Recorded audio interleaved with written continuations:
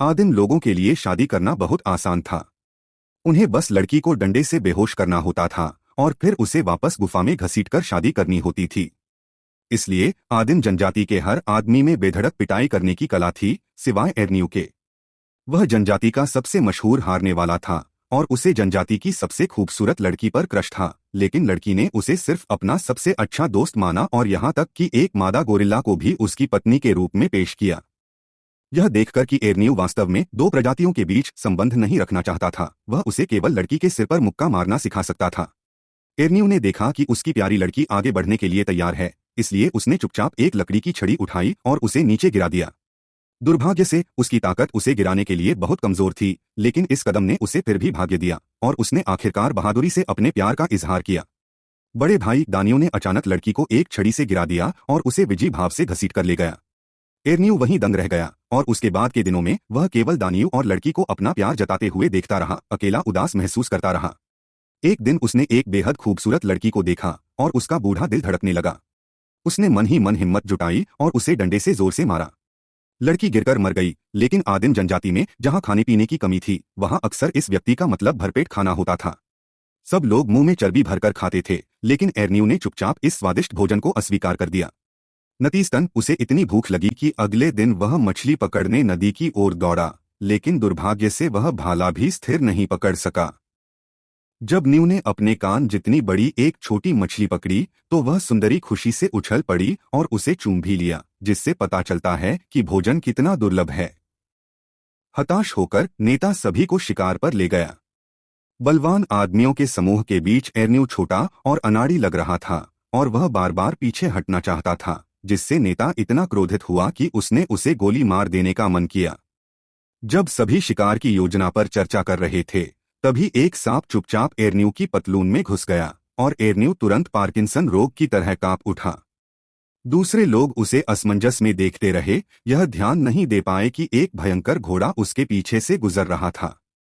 सांप से छुटकारा पाने के लिए एर्नियू ने अपनी ऊनी पतलून उतार दी। पतलून पहने हुए एकमात्र आदिम व्यक्ति होने के नाते एर्नियू को बड़ी गाय ने डांटा और उसकी ऊनी पतलून उतार फेंकी। एर्नियू ने ऊनी पतलून को चट्टान से नीचे खदेड़ा।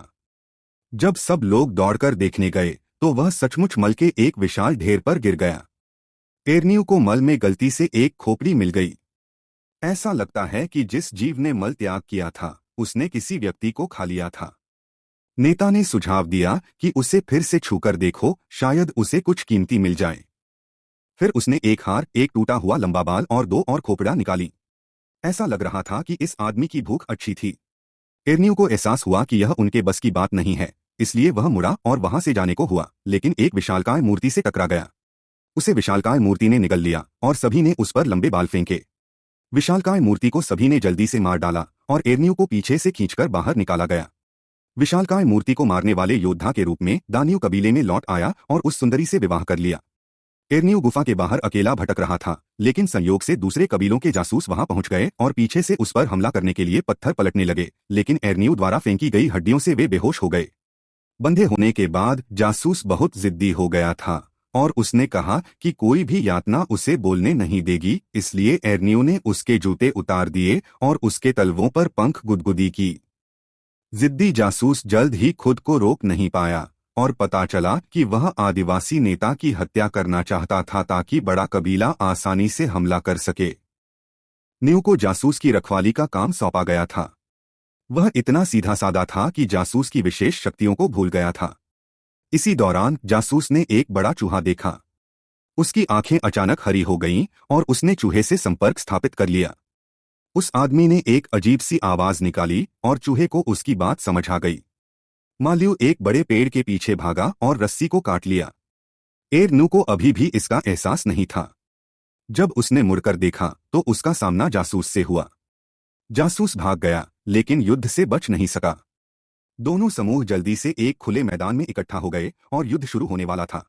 इस समय दुश्मन के सरदार ने सुंदरी को पकड़ लिया और एर्नियू ने तुरंत सरदार को मार डाला। हालांकि उसने दानियों को सूचित किया कि सुंदरी को पकड़ लिया गया है। अप्रत्याशित रूप से दानियों ने सभी को पीछे हटने का आदेश दिया। सुंदरी को ले जाते देख वह कबीले में लौट आया और सभी को पलायन के लिए प्रेरित करने ही वाला था। एर्नियू को लगा कि उसके बगल वाला व्यक्ति जाना पहचाना लग रहा था। पता चला कि एक खूबसूरत महिला साथी पुरुष वेश में आई थी। जब वे लड़ने लगे तो वह खूबसूरत महिला बहुत शक्तिशाली थी। दूसरी ओर एरन्यू जमीन पर अपना चश्मा ढूंढ रहा था। दोनों पक्ष एक दूसरे पर टूट पड़े। एरन्यू को आखिरकार अपना चश्मा तो मिल गया, लेकिन नेता जमीन पर पड़ा हुआ दिखाई दिया। पता चला कि उसका सिर्फ एक सिर बचा था। कबीले का सरदार एरन्यू को संतानोत्पत्ति के लिए अपने पास रखना चाहता था, लेकिन उस पर सुंदर लड़की को बचाने का जुनून सवार था और उसने सुंदर कबीले के सरदार को बेरहमी से ठुकरा दिया। क्रोधित कबीले के सरदार ने उसका पीछा किया और उसे मार डालना चाहा। एरन्यू घबराकर भाग गया और गलती से उस बड़े कबीले के पास पहुंच गया जिसने सुंदर लड़की का अपहरण किया था। सुंदरी आराम से अपना हार पहन रही थी और एरन्यू ने चुपचाप उसे बाहर खींच लिया।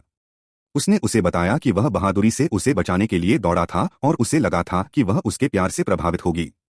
हालांकि वह नहीं जानता था कि सुंदरी को अपना वर्तमान कबीला बहुत पसंद है, क्योंकि वह ज्यादा ताकतवर था और उसके पास खाने के लिए पर्याप्त भोजन था। अपनी वफादारी दिखाने के लिए उसने जोर से एरन्यू के अस्तित्व का पर्दाफाश किया। एरन्यू को पलटकर भागना पड़ा।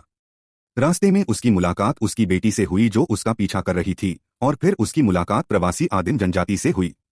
एरन्यू ब्रेक नहीं लगा सका और चट्टान से नीचे गिर गया।